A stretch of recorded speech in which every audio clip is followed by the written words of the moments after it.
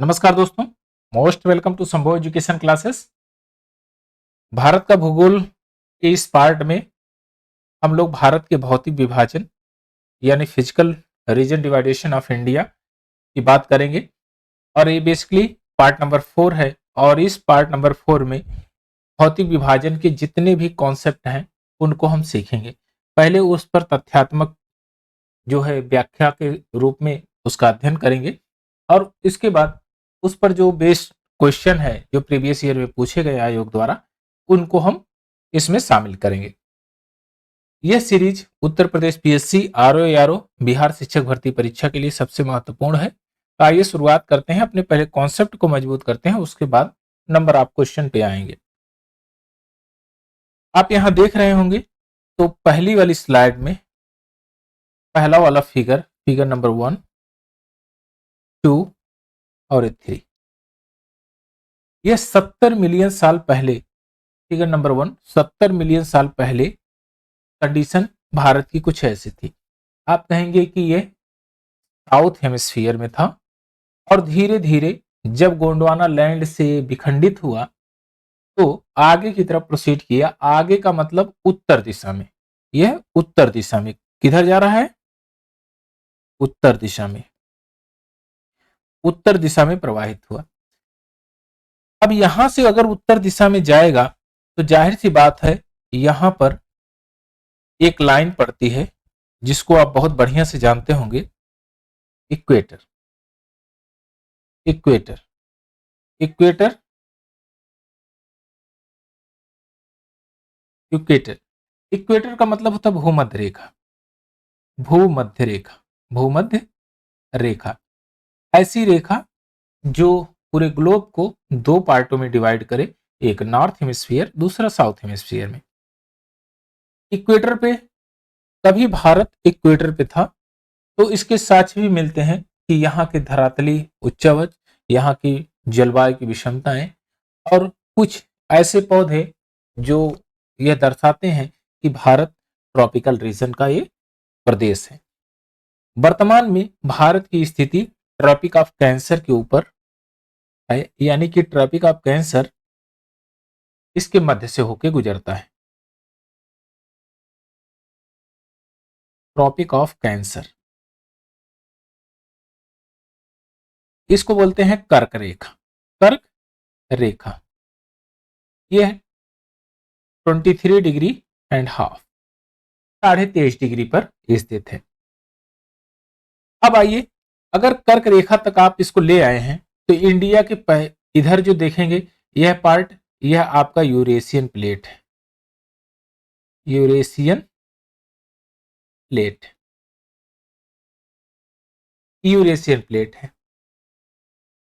भारतीय प्लेट जब Eurasian plate से टकराती है तो यहां पर जो ये फॉल्ट है, ये यहां पर जो ये इसका किनारा है, यह उसके अंदर अधोगमित हो जाता है, यानी सबडक्शन हो जाता है। भारतीय प्लेट नीचे की तरफ दब जाती है तथा यूरेशियन प्लेट ऊपर इसके चढ़ जाती है। अब ऊपर आने से यहां पर एक प्रकार का फोल्डेड माउंटेन का निर्माण होता है जिसको आप कहते हैं हिमालय। और हिमालय का जो निर्माण है वो फोल्डेड माउंटेन का है। तो आप कह सकते हैं कि हिमालय एक फोल्डेड माउंटेन है। अब सवाल होता है कि फोल्डेड माउंटेन है तो हिमालय का निर्माण कौन सी दिशा से सबसे पहले हुआ? भारतीय प्लेट, तिब्बत प्लेट, यानी कि आप कहेंगे कि यूरेशियन प्लेट तिब्बत प्लेट्यू है, इसका ये है तिब्बत का पठार। तिब्बत का पठार, का पठार तिब्बत का प्लेट्यू है। जब उसके अंदर अधोगमित होती है तो तिब्बत का पठार पर जो मलबा जमा है, यानी कि टेथिस सागर का, तो इन दोनों के बीच में एक सागर था, टेथिस सागर, जिसके अवसाद से अवसादी चट्टानें बनी। यानी कि जब इरोजन और डिपोजिशन हुआ, इरोजन किसका होगा? यूरेशियन प्लेट का और इंडियन प्लेट का, बीच में टेथिस सागर, और टेथिस सागर में जब मलबा जमा होगा तो वह अवसाद के रूप में, अवसाद एक परत दर परत होने के कारण वह जम के अवसादी चट्टान के रूप में परिवर्तित हो गया। अब जब उस पर दबाव पड़ा तो वह फोल्ड हो गया। आप ये बताइए कि अवसादी चट्टान सबसे सॉफ्ट होगी या आग्नेय चट्टानें? तो आप कहेंगे आग्नेय चट्टानों का रूपांतरण अगर अवसादी चट्टानें है तो जाहिर सी बात है कि सॉफ्ट अवसादी चट्टानें होंगी। फोल्ड सबसे पहले कौन होगा? अवसादी चट्टानें होंगी। फोल्ड आप किधर से बनेगा? आप कहेंगे नॉर्थ की साइड से, यानी यूरेशियन प्लेट की साइड से फोल्डेड बनेंगे। माउंटेन कहां से सबसे पहले बनेंगे? यूरेशियन साइड से, यानी यूरेशियन प्लेट की साइड से यहां माउंटेन बनेंगे। इस माउंटेन की रेंज को, ये श्रृंखला को क्या कहते हैं? आप कहते हैं ट्रांस हिमालय। ट्रांस हिमालय। उसके बाद आपका आ जाता है बृहद हिमालय, फिर उसके बाद आ जाता है आपका लेसर हिमालय, फिर उसके बाद आ जाता है आपका शिवालिक हिमालय। तीन प्रकार के, जो ये चार प्रकार से क्लासिफिकेशन है। फिर धीरे धीरे हम इसकी भी स्टडी करेंगे। आप अब दूसरे फिगर में देखिए ध्यान से। आपने जब इसको इधर यूरेशियन प्लेट के पास सबडक्शन करा दिया तो हिमालय का ओरिजिन हुआ। आप एक बार गौर से देखेंगे तो यह स्ट्रक्चर जहां पर इंडिया प्लेट, जैसे इंडियन की प्लेट थी उसी प्रकार से स्ट्रक्चर हुआ है। और होगा क्यों नहीं? जाहिर सी बात है, जहां से टूटा है वहीं से न माउंटेन बनेगा। जिस आकार में टूट के इंडियन प्लेट यूरेशियन प्लेट से मिल रही है उसी प्रकार से माउंटेन का निर्माण होगा। तो हिमालय का जो निर्माण हुआ उसी हिसाब से हुआ है। अब आपसे ये सवाल कि हिमालय का जो निर्माण हुआ है, क्या अभी भी निर्माण कंटिन्यू है या जारी है या अब बंद हो गया है? आप कहेंगे नहीं, यह सबसे यंगेस्ट फोल्डेड माउंटेन है, अभी भी यहां पर निर्माण जारी है। ऐसा क्यों है? कैसे तथ्य पे बता सकते हैं आप? तो यहां पर इस बेल्ट में भूकंप के झटके आए दिन सुनने को मिलते हैं, आते रहते हैं। और इसको भारत सरकार जब नापती है तो उसमें सिस्मोग्राफ से नापा जाता है, तो वो रिक्टर स्केल पर उसको बताया जाता है कि इतनी तीव्रता है। यहाँ की जो नदियां हैं उनकी धाराओं का वेग बहुत तीव्र है, जिससे जैसे जैसे हाइट बढ़ेगी, जैसे जैसे उनकी ऊंचाई बढ़ेगी, पानी की जलधाराएं ऊपर से नीचे की तरफ उतने ही ज्यादा तीव्र गति से आएंगे। इनके पास में जो पाताल तोड़ कुएं हैं वो बहुत ज्यादा सक्रिय हैं। यानी कि आप यहाँ पर पाताल तोड़ कुएं का मतलब होता है कि धरती के अंदर आप कुआं खोद दीजिए और उसके बाद जो है थोड़ी समय के बाद, यानी कुछ दिन बाद, उसमें से अपने आप पानी निकलने लगता है, उसको बोलते हैं पाताल तोड़ कुआं। ये पाताल तोड़ कुआं कहाँ होगा? इस तराई क्षेत्र में होगा। हिमालय के कहाँ होगा? तराई क्षेत्र में। एक तो हमने ये रीजन देख लिया कि हिमालय का ओरिजिन। अब हम पढ़ रहे हैं क्लासिफिकेशन फिजिकल रीजन का। तो आप यहां पहला रीजन आपने देखा, एक क्या हो गया? पर्वतीय क्षेत्र। पर्वतीय क्षेत्र, ये पर्वतीय क्षेत्र हो गया। अब यहां पर आपका है, ये आप देख रहे हैं, ये पठारी क्षेत्र है। ये कौन सा क्षेत्र है? यह पठारी क्षेत्र है, ये पठारी। तो इसको कहते हैं प्रायद्वीपीय का पठार। प्रायद्वीपीय पठार, ये प्रायद्वीपीय पठार है। प्रायद्वीपीय पठार। अब यहां पर आप देख रहे होंगे ये ग्रीन पार्ट है कुछ, ये ग्रीन पार्ट, ये ग्रीन पार्ट है, एकदम लगेगा आपको फर्टाइल जमीन है, एकदम उपजाऊ है। और कुछ पार्ट आप यहां पर भी देख रहे हैं। सही आपने सोचा कि ये उपजाऊ है, और उपजाऊ है भी। कैसे है? आप सोचिए कि अगर यहां पर पहाड़ है तो बारिश हो रही है, और प्रत्येक वर्ष बारिश होती है। नदियां यहां से इरोजन कर रही हैं। क्या प्रत्येक वर्ष कर रही हैं? नहीं। प्रत्येक दिन कर रही हैं? नहीं। प्रत्येक मिनट, प्रत्येक पल कर रही हो। प्रत्येक दिन और घंटे की तो छोड़ दीजिए, प्रत्येक पल में, यानी एवरी सेकेंड, एवरी मोमेंट नदियां हमेशा कटाव कर रही हैं। किसका? हिमालय का। अगर नदियां प्रत्येक क्षण कटाव कर रही हैं और नदियां इंसिडेंट है, पूर्वगामी है, तो पूर्वगामी होने के कारण ये किधर की चलेंगी? आप कहेंगे ये ऐसे आएगी, यहां पर पूर्व की तरफ गिर जाएगी। कहां से चलेंगी? यहां पर तिब्बत से निकलते हुए, और ये ब्रह्मपुत्रा नदी आके बे ऑफ बंगाल में गिर जाएगी। एक नदी आपकी यहां पर सिंधु नदी, जो यहां पर आके गिरेगी, ये सिंधु है, जिसको आप बोलते हैं इंडस, सिंधु नदी, इंडस। और एक कौन सी है? गंगा। और एक कौन सी है? ब्रह्मपुत्र, ब्रह्मपुत्रा नदी।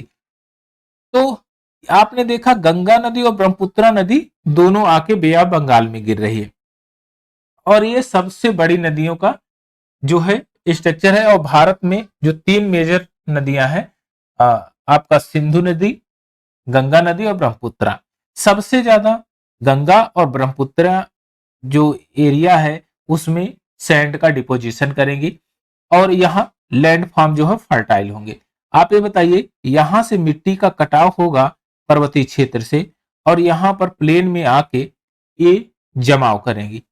आप ये बताइए कि यह कौन सा क्षेत्र होगा? यह कहेंगे आप द्रोणी होगा, यह बेसिन होगा।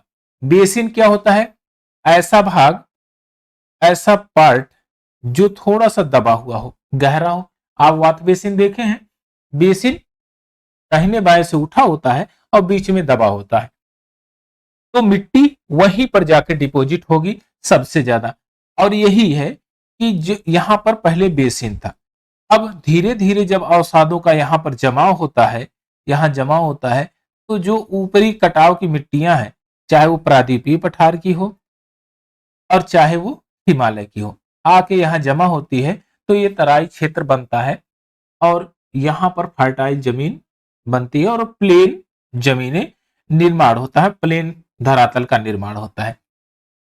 यहीं पर एक डेजर्ट है, आप जानते हैं थार का डेजर्ट।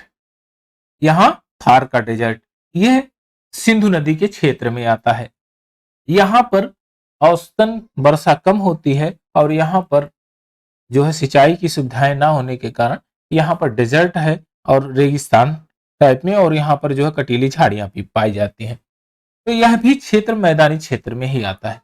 फिर इसके बाद आपका प्रादीपीय पठार आता है, उसका हम लोग अध्ययन करते हैं। फिर उसके बाद क्लासिफिकेशन हम करते हैं ये तट वाले क्षेत्र का।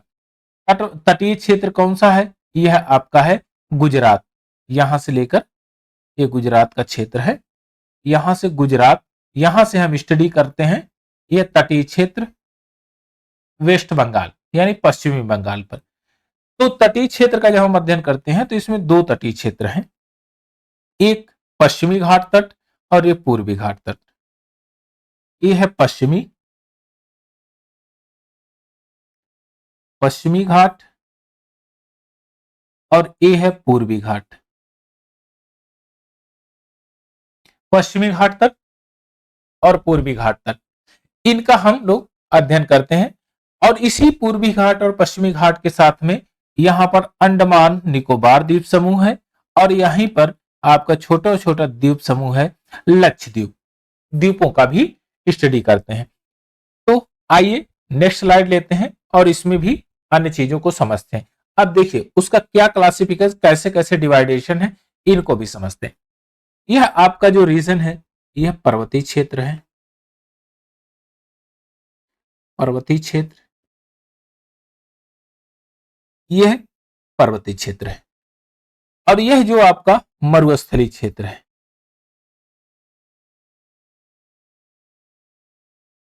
मरुस्थलीय क्षेत्र, मरुस्थलीय मैदान आप कहेंगे, मैदान है। और ये गंगा का मैदान है, इसको आप कहेंगे गंगा का मैदान, गंगा का मैदान, का मैदान। इसको आप कहेंगे ब्रह्मपुत्रा, ब्रह्मपुत्रा का मैदान। ये क्षेत्र ब्रह्मपुत्रा का मैदान है। और आपका ये जो ग्रीन वाला पार्ट है ये प्रायद्वीपीय पठार है, प्रायद्वीपीय पठार है। अब आता है कोस्टल एरिया, यह आपका पश्चिमी तट है, पश्चिमी तट। और ये आपका पूर्वी तट है, पूर्वी ये आपका पूर्वी तट है। चलिए थोड़ा दूसरे कलर से लिख देता हूं। ये पूर्वी तट और ये पश्चिमी तट। पश्चिमी तट। अब देखिए, अगर मैं इसका डायरेक्शन लेना चाहूं तो मैं कहां से डायरेक्शन लूंगा? तो आप ये जानते हैं कि एक ये लाइन ड्रा करेंगे हम। कहां से? यहां से। कौन सी जगह है ये? यह है IST, Indian standard time, 82.5 degree, 82.5 degree. ये भारत के एकदम मध्य से होकर गुजरती है। और एक लाइन और ड्रा करेंगे हम। यहां देखेंगे, यह एक लाइन और है जिसको आप जानते हैं ट्रॉपिक ऑफ कैंसर के नाम से। कौन से नाम से? Tropic of cancer. थोड़ा सा हम नीचे इसको कर देते हैं। ये है ट्रॉपिक ऑफ कैंसर।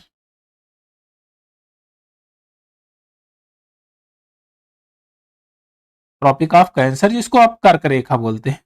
कर्क रेखा। अब कर्क रेखा भारत को दो भागों में विभाजित करती है। 23.5 डिग्री इसका लेटीट्यूड जो डिग्री है वो 23.5 डिग्री लेटीट्यूड पे है। अब आप जानते हैं कि ये ऊपर है नॉर्थ, यहां है साउथ, यहां पर है आपका ईस्ट और ये है आपका वेस्ट। 4 दिशाएं हो गई। अब आप आराम से बता सकते हैं पाकिस्तान कौन से डायरेक्शन में है। आप ये बताइए, यह पाकिस्तान। पाकिस्तान आप कहेंगे नॉर्थ वेस्ट में। कहां पर है? नॉर्थ वेस्ट में। अफगानिस्तान कहां पर है? आप कहेंगे नॉर्थ वेस्ट में है। अफगानिस्तान नॉर्थ वेस्ट में। चाइना, आप कहेंगे चाइना नॉर्थ में। यह चाइना का क्षेत्र है, नॉर्थ में है और नॉर्थ ईस्ट दोनों में है। आप नेपाल की कंडीशन देखेंगे तो नेपाल, नेपाल आपका नॉर्थ में है। जब आप यहां से खड़े होकर डायरेक्शन देखेंगे तो नॉर्थ यानी नेपाल के बीचों बीच लगभग जा रहा है, तो हम कहेंगे नेपाल नॉर्थ में है। अब भूटान की अगर कंडीशन देखेंगे तो भूटान नॉर्थ ईस्ट में है। यह है भूटान। भूटान, अब भूटान नॉर्थ ईस्ट में है। कहां पर? North east. इसी प्रकार आप बांग्लादेश को देखेंगे। बांग्लादेश, ये आपका बांग्लादेश है। बांग्लादेश यह आपके पूर्व में स्थित है और यहां पर है म्यांमार। म्यांमार आपका पूर्व में स्थित है। अब देशों के लोकेशन को भी आपने देख लिया और डायरेक्शन भी देख लिया। अब ध्यान से देखिए, सबसे ऊपरी पर्वतीय क्षेत्र, उसके नीचे आप आएंगे तो गंगा का यह मैदान, और गंगा आप कहेंगे सिंधु, गंगा और ब्रह्मपुत्रा का मैदान है। उसके थोड़ा सा दक्षिण में आएंगे तो आपका प्रायद्वीपीय पठार। प्रायद्वीपीय पठार के पश्चिम में पश्चिमी तट और प्रायद्वीपीय पठार के पूर्व में पूर्वी तट। जो कोस्टल एरिया है उसका हम लोग स्टडी करेंगे और इसी तटों के साथ में हम लोग लक्षद्वीप की स्टडी करेंगे कि लक्षद्वीप जो द्वीप समूह है उनका। और यहां पर आपके बे ऑफ बंगाल में आपका है अंडमान निकोबार। अंडमान एंड निकोबार, निकोबार द्वीप समूह। अंडमान एंड निकोबार द्वीप समूह है। अंडमान एक अलग आइसलैंड है और निकोबार एक अलग आइसलैंड है। सबसे साउथ मोस्ट पॉइंट निकोबार में है, जो कि ग्रेट निकोबार में। इस साउथ मोस्ट पॉइंट को आप बोलते हैं यहां पर ये इंदिरा पॉइंट।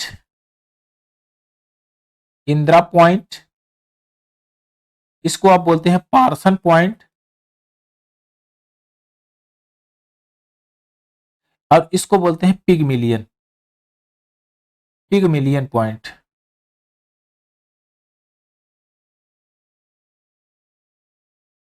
पिगमिलियन पॉइंट ये सबसे साउथ मोस्ट का स्थान है, साउथ मोस्ट में इसका लोकेशन है। अब आइए, जब इसका क्लासिफिकेशन हम लोगों ने देख लिया कि इसको मेजरली कितने पर्वतीय क्षेत्र 1 नंबर, इसको मैं नाम 1 नंबर कर देता हूं, इसको 2 नंबर यानी मैदानी क्षेत्र, तीसरे नंबर पे प्रायद्वीपीय पठार और चौथे नंबर पे आपका कोस्टल एरिया। तो 4 मेजर पार्टों में डिवाइड करके हम लोग पढ़ेंगे। अब इनके पार्टों के आपस में जो सब पार्ट बनाएंगे, उसमें मैदानी क्षेत्र में ब्रह्मपुत्रा का मैदान, मरुस्थलीय क्षेत्र सिंधु का मैदान यानी सिंधु नदी से रिलेशन पे जो मैदान है उनका, और फिर बीच में गंगा का मैदान गंगेटिक प्लेन के बारे में स्टडी करेंगे। तो बेसिकली 4 पार्टों में हम बांट के पढ़ते हैं। आइए थोड़ा सा इसके कॉन्सेप्ट को और सीख लेते हैं, जो कि आपके सामने है और यह पीपीटी में आपको मिल जाएगा। जब हम इस लैंडफॉर्म की स्टडी करते हैं तो उसमें पूरा चुंबकत्व जो प्रणाली है उसको अपनाते हैं। इसको इंग्लिश में बोलते हैं पैलियोमैग्नेटिज्म। और यह अध्ययन की वह शाखा है जिसमें चट्टानों, अवसादों के निर्माण एवं संरक्षण के गुणों का अध्ययन किया जाता है।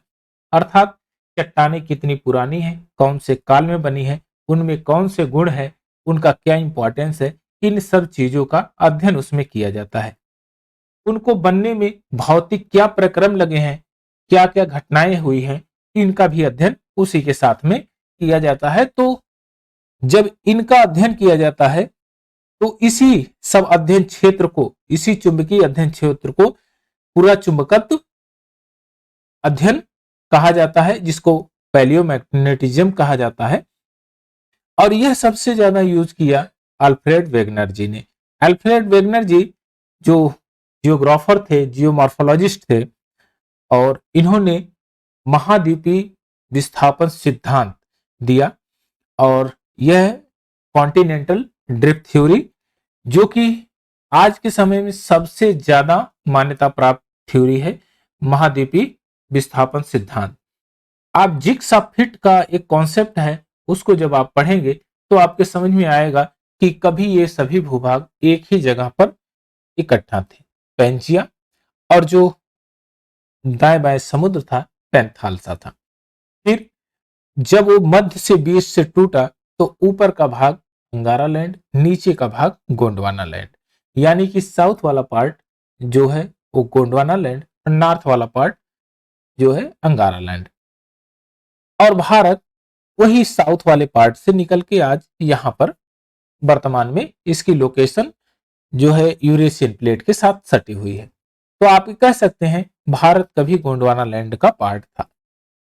चलिए, अब इसका जो अध्ययन है महाद्वीपीय विस्थापन सिद्धांत के आधार पर करते हैं। और यह स्थलखंड, भारतीय स्थलखंड गोंडवाना लैंड का भाग था, जैसा कि हमने अभी सीख लिया। गोंडवाना लैंड में जो पार्ट थे वो Bharat, Australia, Africa, south America, Antarctica, ये सबसे मेजर उसके भूभाग थे, जिसको टूटने के बाद वो अलग अलग से विस्थापित हो गए हैं। और इस प्लेट को, जो इंडियन प्लेट है, इस प्लेट को बोलते हैं इंडो ऑस्ट्रेलियन प्लेट, यानी कि यह ऑस्ट्रेलिया और इंडिया दोनों मिलकर उसके नाम को नामांकित किया गया कि इंडो ऑस्ट्रेलियन प्लेट। अच्छा, ये प्लेटों का टूटने का जो प्रक्रम था वो एंडोजेनिक फोर्सेस थे, आंतरिक फोर्स था। एंडोजेनिक फोर्स के कारण ये आपस में विखंडित हो गई, यानी कि परपटी टूटी और यह जो है एक दूसरे की तरफ विस्थापित होना शुरू हुई। संवाहिनी धाराओं द्वारा गोंडवाना लैंड के अनेक टुकड़े में विभाजित हो गई हैं और इसके बाद यह विस्थापन होना, इनके फलस्वरूप इनका विस्थापन होना शुरू हो गया। विस्थापन कौन से डायरेक्शन में इंडिया चले? आप कहेंगे कि यह नॉर्थ की तरफ विस्थापित हुआ। किधर? नॉर्थ की तरफ। इधर नॉर्थ की तरफ। लेकिन बेसिकली अगर आप नॉर्थ की तरफ देखेंगे तो ये नॉर्थ की तरफ नहीं है, ये नॉर्थ ईस्ट की तरफ है। कहां पर? नॉर्थ ईस्ट की तरफ विस्थापित हुआ है, जो कि आगे जाके यूरेशियन प्लेट से टकराता है। उत्तर दिशा में विस्थापित होने लगा और उत्तर दिशा की ओर विस्थापन के परिणाम स्वरूप भारतीय प्लेट अपने से विशाल प्लेट यूरेशियन प्लेट से टकराती है। और यूरेशियन प्लेट से टकराने से पहले उसके बीच में जो सागर था, टेथिस सागर, उसमें टेथिस सागर एक दिन के प्रक्रम में वो नहीं दबा, वो खत्म नहीं हुआ। कई करोड़ वर्षों पहले यह प्रक्रम स्टार्ट हुआ और उसके बाद धीरे धीरे जब इंडियन प्लेट का उसका जो सेडिमेंट टेथिस सागर में गया और उधर से यूरेशियन प्लेट का जो सेडिमेंट था वह टेथिस सागर में जाके जमा हो गया। अब टेथिस सागर में अवसाद का भार बढ़ने के कारण वो नीचे की तरफ दब गया, जिससे ये दोनों प्लेटें एक दूसरे के पास सट गई। इंडियन प्लेट में गति तेज थी और वह इंडियन प्लेट तिब्बत प्लेट के अंदर सबडक्शन हो गया, अधोगमित हो गई। अधोगमित होने के बाद उसके जो अवसाद थे, जो उसके अवसादी चट्टाने थी, यानी कि जो टेथिस सागर में जमा थी अवसाद, वह बलित होकर पश्चिम एशिया यानी पर्वतीय श्रृंखला के रूप में विकसित हुआ। अब ध्यान में सुनिए, ध्यान से बढ़िया सुनिए कि आप ये बताइए कि जब यह हिमालय का ओरिजिन हुआ तो इधर ये वाला क्षेत्र आप देख रहे हैं, ये वाला क्षेत्र यह है आपका, यह यूरेशियन प्लेट है, Eurasian Eurasian plate. Eurasian plate भारी प्लेट है, भारतीय प्लेट उसके अंदर सबडक्शन हुई। यहां पर टेथिस सागर के मलबे होल्ड होके माउंटेन के रूप में जमा हुए। तो आप ये बताइए सबसे पहले कहां पर माउंटेन ओरिजिन होगा? आप कहेंगे पश्चिमी साइड में। कहां पर? सॉरी, पश्चिमी साइड में नहीं, ये उत्तरी साइड में, उत्तर में, उत्तरी दिशा में, नॉर्थ की साइड से फोल्ड होना शुरू होंगे। कौन सा जो है प्लेट फोल्डेड शुरुआत हुई? आप कहेंगे यूरेशियन प्लेट। इस रीजन को क्या कहते हैं? इस जो पर्वतीय क्षेत्रों को क्या कहते हैं? इसको बोलते हैं ट्रांस हिमालय। ट्रांस हिमालय के बाद बृहद हिमालय का निर्माण होता है। यह बृहद हिमालय, यहां पर ये बृहद हिमालय का निर्माण होता है। ट्रांस हिमालय के बाद बृहद हिमालय का निर्माण है। अब ध्यान में रखिएगा। और ट्रांस हिमालय इंडियन प्लेटों का भाग नहीं है, यानी कि भारतीय प्लेट का भाग नहीं, इंडो ऑस्ट्रेलियन प्लेट का भाग नहीं है, यह यूरेशियन प्लेट का भाग है। और आज भी यह युवा स्थलाकृति को दर्शाती है, यानी कि हिमालय आज भी, इसके प्रक्रम आज भी काम कर रहे हैं, यानी इंडोजेनिक फोर्सेस सबसे ज्यादा अभी भी काम कर रही हैं। इसी कारण से हिमालय के इस क्षेत्र में आप देखेंगे भूकंप के झटके आए दिन आते रहते हैं। और यहाँ पर नदियों का जो वेग है वह तीव्र, अति तीव्र होता है। और यह तभी संभव है जब नदियां ऊंचाई से नीचे की तरफ गिरती है, तो उसमें उस समय वेग तीव्र होता है। और नीचे पाताल तोड़ कुएं मिलते हैं, जो भारत के तराई क्षेत्र में मिलते हैं, यानी हिमालय के तराई क्षेत्र में है। और वहां पर पाताल तोड़ कुएं कुछ समय के लिए गड्ढे खोद दिए जाते हैं। गड्ढे का मतलब कुआं खोद दिया जाता है और कुछ समय के बाद अपने आप से उसमें पानी निकलने लगता है ऊपर फव्वारे की तरह। उसको बोलते हैं पाताल तोड़ कुएं। पाताल तोड़ कुएं कहाँ मिलेंगे? क्या माउंटेन पे मिलेंगे? आप कहेंगे नहीं, वो तराई क्षेत्र में मिलेंगे, जहां यह माउंटेन का अवसाद जमा रहेगा, अवसाद जमा होगा, वहीं पर ये तराई क्षेत्र में कुएं मिलेंगे। क्योंकि अवसादी चट्टानों में पानी सोखने की क्षमता सबसे अधिक होती है, तो वहां पर जो है पाताल तोड़ कुएं मिलेंगे और पानी की अधिकता भी होगी। चलिए अब आगे थोड़ा सा बढ़ते हैं। टेथिस सागर के हिमालय के रूप में ऊपर उठने से प्रायद्वीपीय पठार के किनारे नीचे का हिस्सा दब जाता है। आप ध्यान से देखेंगे तो आप पाएंगे कि यह जो हिस्सा है,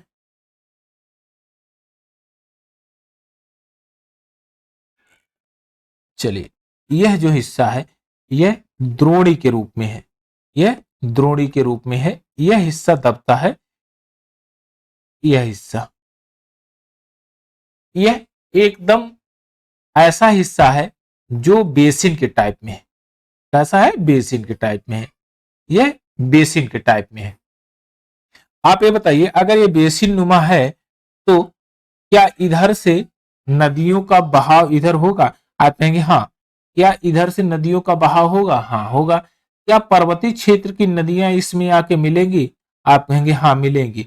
या गंगा को तो आपने देखा ही है बहुत बढ़िया से, इसकी अनेक सहायक ट्रिब्यूटरी नदियां हैं जो कि गंगा में आके मिलती हैं। तो क्या ये पहाड़ पठारी भाग का इरोजन नहीं करेंगी? वो करेंगी।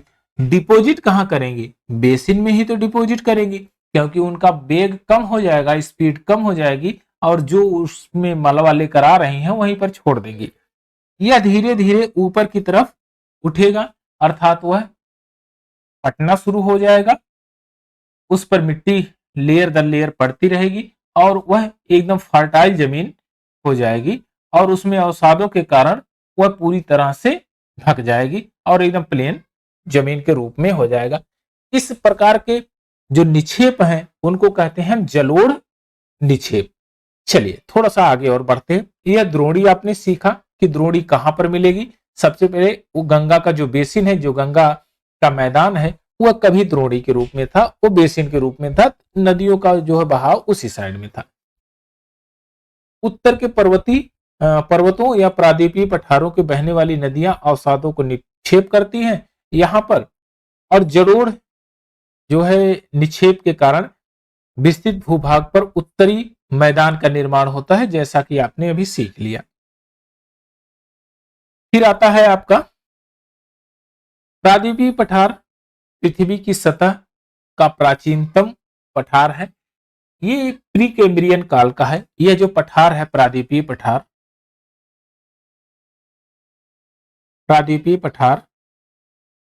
ये प्री कैम्ब्रियन काल का है। यह पठार कभी भी पानी के अंदर नहीं डूबा। आप ये बताइए यहां पर यह पठार सॉफ्ट होगा या हार्ड होगा? आप कहेंगे हार्ड होगा। कब का है? प्री कैम्ब्रियन काल का। क्या इसका इरोजन हुआ होगा, वेदरिंग हुआ होगा? कहेंगे हाँ, इसका अपक्षय और अपर्दन हुआ है।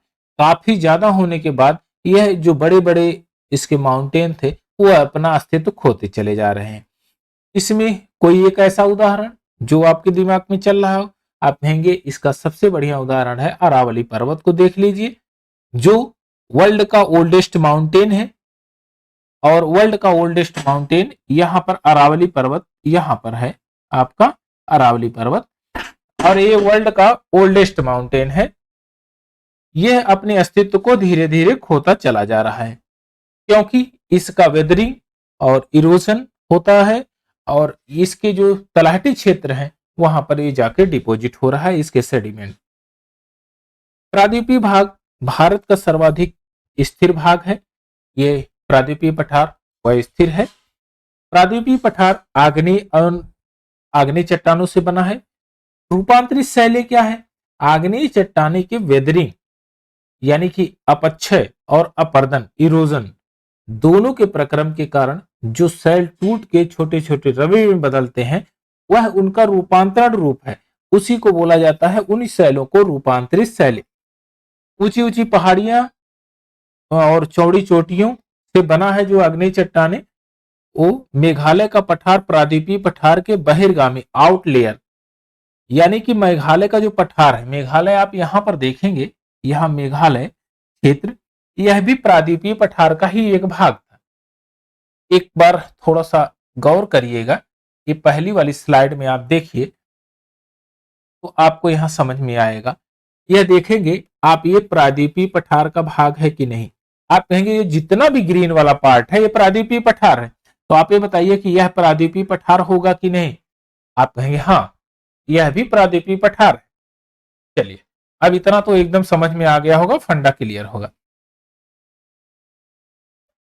अच्छा, यह एक समतल भूमि है, यहां पर प्लेन है, और भ्रंशन के कारण भारतीय प्रायद्वीप से मालदा गैप द्वारा पृथक होता, मालदा गैप से यह पृथक होता है। भारत के पश्चिमी घाट का निर्माण भूमि के उत्थान और निर्गमन के कारण हुआ। जब आप पश्चिमी घाट की बात करेंगे, ये पश्चिमी घाट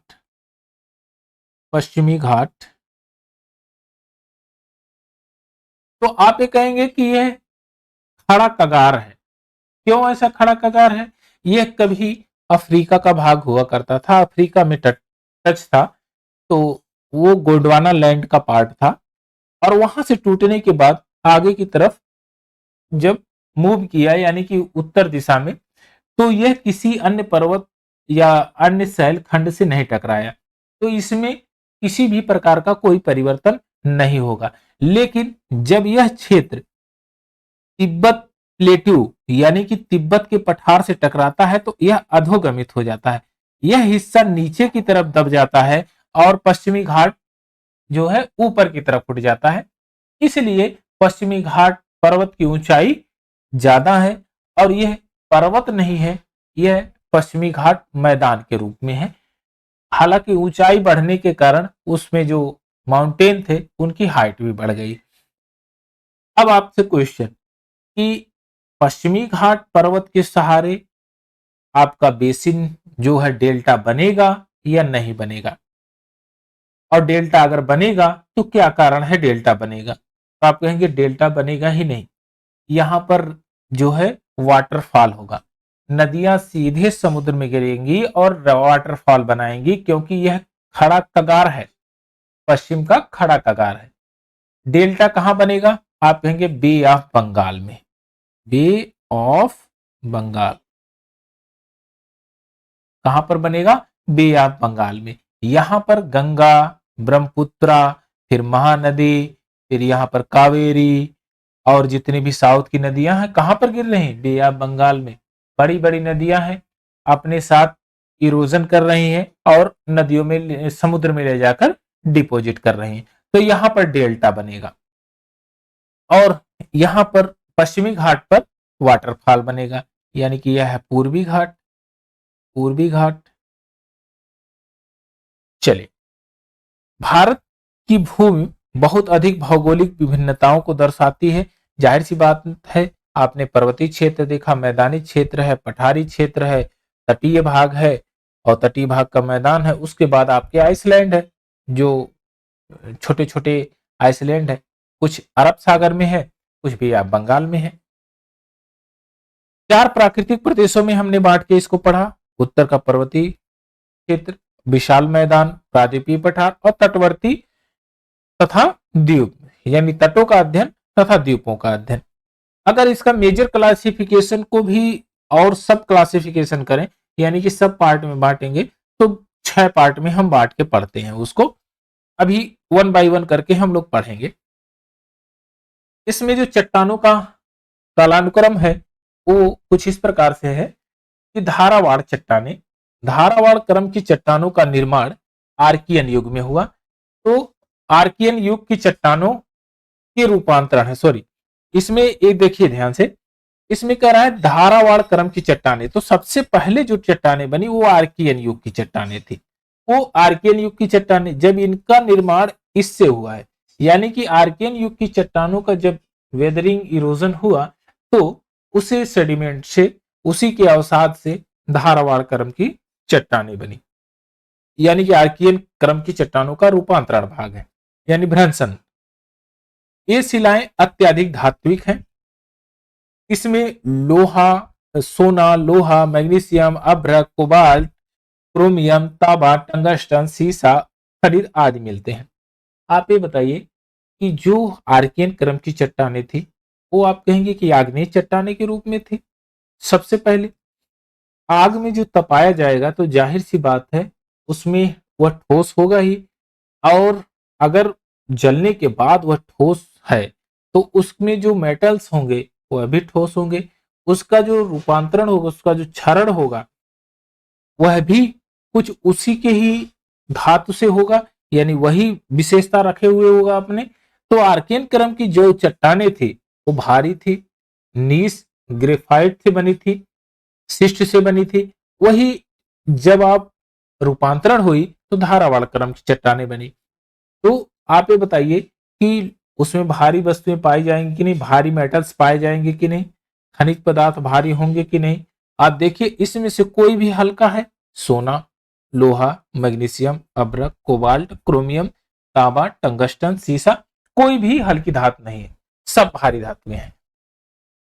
फिर धारावाड़ क्रम की चट्टानों का जब अपक्षय और अपर्दन होता है तो कुडप्पा क्रम की चट्टानों का निर्माण होता है। ये धारावाड़ क्रम के बाद की चट्टाने हैं, यानी कि इन्हीं चट्टानों का इरोजन डिपोजिशन के कारण ये कुडप्पा क्रम की चट्टाने बनती हैं।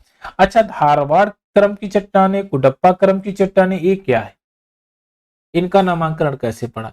तो जिस क्षेत्र में जो चट्टानों की बहुलता है वहां पर उसी क्षेत्र के नाम पर इनका नामांकन कर दिया गया। धारवाड़ क्रम, धारवाड़ क्षेत्र है जो कर्नाटक में है, तो धारवाड़ क्षेत्र के नाम पे धारवाड़ क्रम की चट्टाने कर दिया गया। फिर कुडप्पा क्रम की चट्टाने भी उसी के नामांकन पे कर दिया गया कि वहां पर उसकी अधिकता है।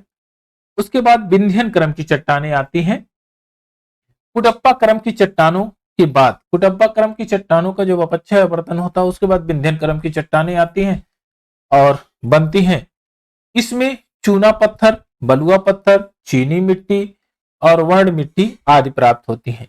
विंध्यन क्रम की चट्टानों के काफी समय बाद गोंडवाना क्रम की चट्टाने होती हैं। गोंडवाना क्रम की चट्टाने बहुत बाद में बनी है। आप ये बताइए कि जब गोंडवाना क्रम की चट्टाने बाद में बनी है और भारत में अधिकांशतः कोला गोंडवाना लैंड में है, तो आप कहेंगे कि इसका मतलब उस समय जब गोंडवाना लैंड की चट्टाने बनी तब वनस्पतियों का काफी विकास रहा होगा, क्योंकि जब तक वनस्पतियां धरती के नीचे नहीं दबेंगी तो कोयले का उसमें परिवर्तन होगा ही नहीं। ऐसे अगर मिट्टी को दबा देंगे तो उसमें कोई परिवर्तन नहीं होगा, कोयला कैसे बनेगा? कोयले के लिए आपके वनस्पतियों का होना जरूरी है। और अगर आपको पेट्रोलियम, हाइड्रोजन जो भी गैसें हैं, जो नेचुरल गैसें हैं, वो तभी मिल सकते हैं जब उसके नीचे जीवाश्म हो, जीवाश्म दबे हुए हों। तो गोंडवाना लैंड की जो क्रम की चट्टाने हैं उस समय धरती पर वनस्पतियां खूब रही होगी और उस पे लेयर दर लेयर जो भी सेडिमेंट जमा होने के कारण वो काफी दब गई नीचे और वो फिर कार्बन में परिवर्तित होकर कोयले के रूप में परिवर्तित हो गई। और आप जानते हैं कि कोयला कार्बन का ही एक रूप है। इस प्रकार से कोयला उच्च श्रेणी का होता है, जो है उच्च श्रेणी के कोयला भी यहाँ मिलते हैं और उच्च श्रेणी के कोयले यानी बिटुबियस कोयले की प्राप्ति यहाँ से होती है। सल्फर की मात्रा इसमें न्यून होती है, यानी बहुत कम होती है सल्फर की मात्रा। इन चट्टानों का कालानुक्रम जो है कुछ इस प्रकार से है और इसको हम देख लेते हैं। सबसे पहले आर्कियन क्रम की चट्टानें बनी हैं। आर्कियन क्रम, और उसके बाद आती है धारवाड़ क्रम की चट्टानें। फिर उसके बाद कुडप्पा क्रम की चट्टानें। फिर उसके बाद आता है विंध्यन क्रम की चट्टानें और सबसे लास्ट में गोंडवाना क्रम की चट्टानें का निर्माण हुआ है। यह चट्टानों का रूपरेखा है कि कौन सी चट्टानें आपकी पुरानी है और कौन सी चट्टानें अभी नई चट्टानें हैं। यानी कि गोंडवाना लैंड की चट्टानें आधुनिक चट्टानें हैं और आर्कियन की क्रम की चट्टानें सबसे पुरानी है। अब आइए इस पर बेस्ड क्वेश्चन कर लेते हैं कि प्रीवियस ईयर में क्या क्या क्वेश्चन पूछे गए। देखिए भारत, इसमें क्वेश्चन है क्वेश्चन नंबर 1, भारत से उपबंध पूरा चुंबकीय परिणामों के संकेत मिलते हैं, यानी कि पैलियोमैग्नेटिज्म के आधार पर जो संकेत मिलते हैं उसमें भूतकाल में भारतीय स्थल पिंड सरका किधर सरका था, तो आप कहेंगे उत्तर दिशा की तरफ सरका। आप उसमें पढ़े हैं कि नॉर्थ की तरफ ये सरक के गया है, इधर नॉर्थ की तरफ। अच्छा, आपसे क्वेश्चन अगर पूछ लेता कौन से प्लेट का ये भाग है, तो आप कहेंगे गोंडवाना लैंड का ये भाग है, भारत गोंडवाना लैंड का। भारत किससे टकराता है यहां पर, तो यह इंडिया का जो पार्ट है यह टकराता है आपका यूरेशियन प्लेट से। इससे यूरेशियन प्लेट, यहां यूरेशियन है, यूरेशियन प्लेट और ये है Indo Australian plate, Indo Australian plate, Indo Australian plates, यह यूरेशियन प्लेट से टकराता है। टकराने के बाद कौन से माउंटेन का निर्माण होता है, आप कहेंगे कि हिमालय का निर्माण होता है। सबसे पहले हिमालय में किसका निर्माण होता है, तो आप कहेंगे ट्रांस हिमालय का निर्माण होता है। आइए अब क्वेश्चन नंबर 2 लेते हैं। भारतीय उपमहाद्वीप मूलतः एक विशाल भूखंड था, जिसे कहते हैं कि उस विशाल भूखंड को क्या कहते हैं, जिसका वो मूलतः रूप था, तो आप कहेंगे गोंडवाना लैंड। और गोंडवाना लैंड को हमने देखा भी था कि भारत गोंडवाना लैंड का भाग था। भारत की प्राकृतिक जो प्रदेशों का जो क्लासिफिकेशन हम लोग करते हैं, उस जो पढ़ते हैं, वह कितने पार्टों में बांट के पढ़ा जाता है, स्टडी करते हैं, तो 4, 6, 7, 8, आप कहेंगे 4। इसमें पहला पर्वतीय क्षेत्र, पर्वतीय क्षेत्र, दूसरा मैदानी क्षेत्र, मैदानी क्षेत्र, आप कहेंगे उत्तर का मैदानी क्षेत्र, यह उत्तर का पर्वतीय क्षेत्र, तीसरा आपका प्रायद्वीपीय पठार, प्रायद्वीपीय पठार, और चौथा तट एवं द्वीप। ये 4 प्रकार से हम लोग क्लासिफिकेशन करके इसका स्टडी करते हैं। आइए क्वेश्चन नंबर 4 देखते हैं। क्वेश्चन नंबर 4 में कह रहा है उत्तराखंड के किस भाग में पाताल तोड़ कुएं पाए जाते हैं। तो आपने सीखा था कि उत्तराखंड के जो तराई क्षेत्र है, जो अवसादों से युक्त है, उस क्षेत्र में पाताल तोड़ कुएं पाए जाते हैं, और तराई क्षेत्र में। ऑप्शन नंबर बी आपका करेक्ट आंसर हो जाएगा। पाताल तोड़ कुएं क्या होते हैं कि धरातल के नीचे कुआं खोद दिया जाता है और कुछ समय के लिए छोड़ दिया जाता है, उसके बाद उसमें से स्वतः पानी निकलने लगता है, और वही कुएं पाताल तोड़ कुएं होते हैं, और उसमें से बहुत ज्यादा फव्वारे के रूप में पर्याप्त पानी निकलता है, जिससे वो सिंचाई भी करते हैं वहां के लोग। तो आइए क्वेश्चन नंबर 5 लेते हैं। और क्वेश्चन नंबर 5 में कह रहा है कि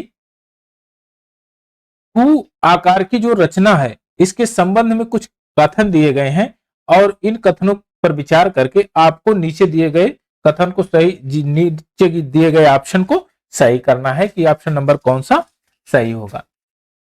अब पहला है संरचनात्मक दृष्टि से मेघालय दक्कन का पठार का विस्तृत भाग है। तो आपने देखा था कि इंडिया का जो मैप था वह कुछ इस प्रकार से था, इस तरह से, और यह जब जाके यह यूरेशियन प्लेट से टकराता है तो हिमालय ऐसे बनता है, और यहां पर आपका मेघालय का पठार है, मेघालय का पठार जो कि आपके दक्कन के पठार का एक भाग है। तो ऑप्शन नंबर ए यानी पहला कथन तो सही है। कश्मीर घाटी की रचना एक संभिनत में हुई, यानी कि यह एक संभिनत रचना है, तो यह भी स्टेटमेंट आपका सही है। गंगा का मैदान की रचना अग्रगर्त में हुई, यानी कि गंगा का मैदान जो अभी नदियां अभी भी इरोजन कर रही हैं और डिपोजिशन कर रही हैं। इरोजन कहाँ का? पर्वतीय क्षेत्रों का, और डिपोजिशन कहाँ? मैदानी क्षेत्रों में। तो यह अग्रभाग में है, इंडिया के अग्रभाग में, यानी कि उत्तर की दिशा में है। तो उत्तर का विशाल मैदान यानी गंगा का एक अग्रगर्त में हुई है। यह बात आपकी सही है, यह भी स्टेटमेंट सही है। अब चौथा स्टेटमेंट आता है हिमालय की उत्पत्ति भारतीय प्लेट, यूरोपियन प्लेट तथा चीनी प्लेट के त्रिकोणीय अभिसरण के फलस्वरूप हुई। ऐसा नहीं है, चीनी प्लेट का कहीं भी जिक्र नहीं है, कोई चीनी प्लेट नहीं है, यह त्रिकोणीय श्रृंखला नहीं, यहां पर यूरेशियन प्लेट थी। आप कहेंगे यह यूरोप और एशिया की प्लेट थी, यूरेशियन प्लेट। तो यहां पर option number A correct answer हो जाएगा। 1, 2 और 3 सही है, और चौथा आपका गलत है। आइए क्वेश्चन नंबर 6 लेते हैं। क्वेश्चन नंबर 6 में कह रहा है कि निम्नलिखित में से कौन सा कथन असत्य है। अब आपको इसमें सत्य नहीं असत्य बताना है कि कौन सा कथन असत्य है। देखिए, भौमिकी दृष्टि से प्रायद्वीपीय पठार, जो प्रायद्वीपीय क्षेत्र है, भारत का सबसे प्राचीनतम भाग है। आप कहेंगे प्रायद्वीपीय पठार आर्कियन क्रम की चट्टानें हैं और सबसे प्राचीनतम है, तो यह तो स्टेटमेंट सही है। अब दूसरा देखिए, हिमालय विश्व का सबसे नवीन बलित यानी फोल्डेड माउंटेन है, यह भी सही है। भारत के पश्चिमी समुद्र तट का निर्माण नदियों के जमाव क्रिया द्वारा हुआ है। पश्चिमी तट पर नदियों का जमाव जो डिपोजिशन है वो बहुत कम है, नथिंग के बराबर, वहां है ही नहीं डिपोजिशन। वहां तो वाटरफॉल बन रहा है, और जब वाटरफॉल बनेगा तो वहां पर डिपोजिट कैसे करेंगे? नदियों में तो वेग सबसे ज्यादा है, और वाटरफॉल बन के वो डायरेक्ट समुद्र में गिर जा रही है, तो यहाँ पर तो ये होगा नहीं। यह तो ऑप्शन गलत है, ये स्टेटमेंट गलत है। भारत में गोंडवाना शिलाओं में कोयले का बृहद मात्रा है, यानी बृहद भंडार है, और सबसे नई कौन सी चट्टाने हैं? गोंडवाना लैंड की, और गोंडवाना लैंड की चट्टानों में ये जो है कोयले का भरमार है। तो इसमें ऑप्शन कौन सा सही है? आप कहेंगे ऑप्शन नंबर सी इसका करेक्ट आंसर होगा। ऑप्शन नंबर सी इसका करेक्ट आंसर होगा, क्योंकि कौन सा कथन असत्य पूछा है, तो ऑप्शन नंबर सी इसका करेक्ट आंसर होगा। चलिए, यह यूपी लोअर सबऑर्डिनेट 2004 में पूछा गया था। चलिए अब नेक्स्ट क्वेश्चन लेते हैं, क्वेश्चन नंबर 7। इसमें कह रहा है दो सूची दिया गया है और आपको मिलान करना है, नीचे दिए गए ऑप्शनों को आपको सही करना है कि सूची मिलान करके। पहले सूची में आपके कुछ लैंड फीचर्स दिए गए हैं, और दूसरी सूची में उसका टाइम पीरियड दिया गया है, कब ओरिजिन हुआ था। तो देखिए, इस सूची में, पहली सूची में एक सबसे ओल्डेस्ट टर्म है आपका अरावली पर्वत। अरावली पर्वत का निर्माण आपने पढ़ा था प्री कैम्ब्रियन काल में हुआ था, तो डायरेक्ट यहां से मिलाइए प्री कैम्ब्रियन काल। देखिए, अगर आपने मिलाया प्री कैम्ब्रियन काल, तो बस आप उसको चेक करिए कि सी में 2 है कि नहीं। सी में अगर 2 है तो आप देखेंगे कि दो ऑप्शन तो आपके पहला और तीसरा ये तो कट जाता है। अब आपका बाकी आता है कि और अन्य को देखते हैं, दक्कन ट्रैप देखते हैं, और पश्चिमी घाट पर्वत, फिर आता है नर्मदा और ताप्ती का जलोढ़। नर्मदा और ताप्ती का जलोढ़ सबसे जो नूतन है, यह आज भी उसका इरोजन हो रहा है, नदियों से जो सेडिमेंट ले जाकर जमा हो रही है, तो ये जो नया है प्रोसेस प्रक्रम वह चल रहा है। तो डी में 5, अब देखेंगे डी में 5 यहां पर भी है, यहां पर भी है। तो फिर आता है आपका दक्कन ट्रेप और पश्चिमी घाट। पश्चिमी घाट आप जानते हैं कि पश्चिमी घाट उत्तर नूतन का है, उत्तर नूतन का है। फिर यहां पर चेक करेंगे बी का पहला, तो बी में यहां पर 4 है, तो ये गलत हो जाएगा। ऑप्शन नंबर बी आपका करेक्ट आंसर हो जाएगा। अगर 2-3 आपको याद है तो एक आध नहीं भी याद रहेगा तो भी काम चल जाएगा। ऑप्शन नंबर बी आपका करेक्ट आंसर है। केरल, नेक्स्ट क्वेश्चन है, केरल के कुट्टानाड क्यों प्रसिद्ध है? यह एक प्लेस है जो बहुत प्रसिद्ध है। यह मीठे पानी के लिए है, या भारत के न्यूनतम ऊंचाई वाला क्षेत्र है, या प्रवाल द्वीपीय है, भारत के सबसे पश्चिमी बिंदु है।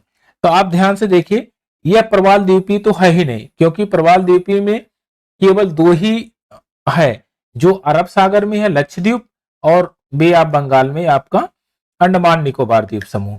तो ये तो कैंसिल आउट, मीठे पानी के लिए यह प्रसिद्ध नहीं है। भारत के सबसे पश्चिमी बिंदु तो आपका गौर माता है, सबसे पश्चिमी बिंदु, जो कि गुजरात में कच्छ जिले में है। और भारत का सबसे न्यूनतम ऊंचाई वाला क्षेत्र यही है कुट्टानाड। अच्छा, ये फेमस क्यों है? तो ये फेमस है धान, इसको कहा गया कि ये धान का कटोरा है, धान का कटोरा, क्योंकि यह तराई क्षेत्र यानी बेसिन वाला क्षेत्र है, और न्यूनतम ऊंचाई वाला क्षेत्र है। यहां पर भौगोलिक स्थिति ऐसी है कि धान का कटोरा कहा गया इसको, धान का कटोरा इसको कहा जाता है। यहां पर सबसे ज्यादा धान की उपलब्धता पाई जाती है, और बहुत ज्यादा पैदावार होती है धान की। चलिए नेक्स्ट क्वेश्चन लेते हैं। निम्नलिखित में से कौन सा मरुस्थल है? इसमें मरुस्थलीय क्षेत्र बताना है। तो गंगा का क्षेत्र तो फर्टाइल है, यहां पर गंगेटिक प्लेन में आपका उत्तर प्रदेश का क्षेत्र, उत्तर प्रदेश, बिहार, बंगाल का क्षेत्र, यहां पर तो रेगिस्तान है नहीं। आसाम के क्षेत्र में आप देखेंगे ब्रह्मपुत्रा का मैदान है, यहां पर भी नहीं। मध्य भाग क्षेत्र में आप देखेंगे यहां पर तो जो लैंड फीचर्स हैं वो गोंडवाना लैंड की जो चट्टाने हैं वो सब हैं, और आपका इधर प्रादीपी पठार है, तो यहां पर ये नहीं है। सिंधु नदी का क्षेत्र जो थार का डेजर्ट है, थार का मरुस्थल है, यहीं पर है सिंधु नदी के क्षेत्र में। आप जो राजस्थान का क्षेत्र देखेंगे तो ये सिंध का क्षेत्र में जो सिंधु नदी का क्षेत्र ये सबसे ज्यादा मरुस्थलीय है। और ये इंडस वैली सिविलाइजेशन आप बढ़िया से पढ़े होंगे तो वह उसी के क्षेत्र से है, यानी सिंधु नदी के वो क्षेत्र में। तो सिंधु क्षेत्र मरुस्थलीय क्षेत्र है। आइए नेक्स्ट क्वेश्चन देखते हैं। और निम्नलिखित में से कौन सा जिला धारावाड़ भूस्तरीय रचना वाला नहीं है? अब ध्यान से देखिए, यह धारावाड़ भू जो है भू संरचना वाला नहीं है, यानी धारवाड़ जो क्षेत्र जो धारवाड़ चट्टाने हैं इस क्रम की चट्टाने यहां नहीं पाई जाती हैं। तो यह है रोहतास। आपका बिहार में रोहतास एक जिला है जहां पर धारवाड़ क्रम की चट्टाने नहीं पाई जाती हैं। बाकी मुंगेर, जमुई और नवादा इन सब में अलग अलग प्रकार की चट्टानें पाई जाती हैं। बिहार में धारवाड़ भूस्तरीय रचना वाले दक्षिण पूर्व बिहार के अंतर्गत आते हैं और इसमें मुंगेर, नवादा, जमुई जिले शामिल हैं। मुंगेर और नवादा तथा जमुई जिले तीनों जिले शामिल हैं इसमें। और रोहतास दक्षिण पश्चिम बिहार के भाग में आता है जो कि यह धारवाड़ चट्टानों के श्रेणी में नहीं आता है। नेक्स्ट क्वेश्चन है क्वेश्चन नंबर 11 और इस सेशन का ये सबसे लास्ट क्वेश्चन है। निम्नलिखित में से कौन सी चट्टान प्रणाली भारत में नवीनतम है? तो गोंडवाना लैंड सबसे नवीनतम है और गोंडवाना लैंड नवीनतम होने के कारण यहां कोयले का भंडार है। कोयले का भंडार है। कोयले का भंडार आपको कहां मिलेगा? आपको मिलेगा नागपुर का पठार। नागपुर का पठार। और कहां मिलेगा? जहां नदी घाटी हो, नदी घाटी हो, नदी घाटियां हो। नदी घाटियों के पास में जितने भी सेडिमेंट जमा हुए वो कालांतर में अवसादी चट्टानों के दबाव के कारण वो कार्बन के रूप में, कोयले के रूप में परिवर्तित हुए और उन्हीं को खनिज के रूप में हम आज प्राप्त करते हैं। तो सबसे नवीनतम जो है वो गोंडवाना लैंड की चट्टानें हैं जिसमें कोयले का भंडार आपका पाया जाता है। यह यूपीपीएससी 2016 का क्वेश्चन था। तो यह सीरीज यहीं तक, बस नेक्स्ट वाली जो करेंगे उसमें हम लोग भारत के उत्तरी पर्वतीय क्षेत्र के बारे में विस्तृत अध्ययन करेंगे। जो हिमालय का क्षेत्र है, हिमालय का रीजन है, उसके बारे में स्टडी करेंगे।